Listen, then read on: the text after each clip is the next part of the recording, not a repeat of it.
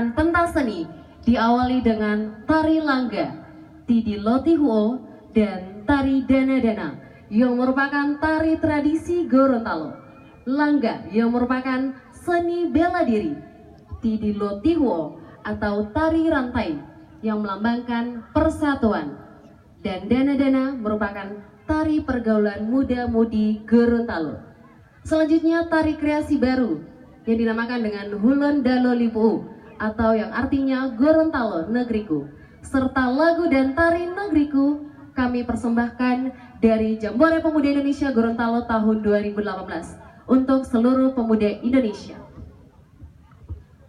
Penata tari John Alfred, Purna PPMI 2011, penata musik atau lagu Vicky Panio, Purna PPMI 2013, Fikri Paramata, Purna PPMI 2013, penata rias Fendi Mario, Idrus Taha, Devina Sinandaka, Purna PPMI 2016, 2004, dan 2010, penata kostum John Alfred, Purna PPMI 2011. Terimalah persembahan dari kami.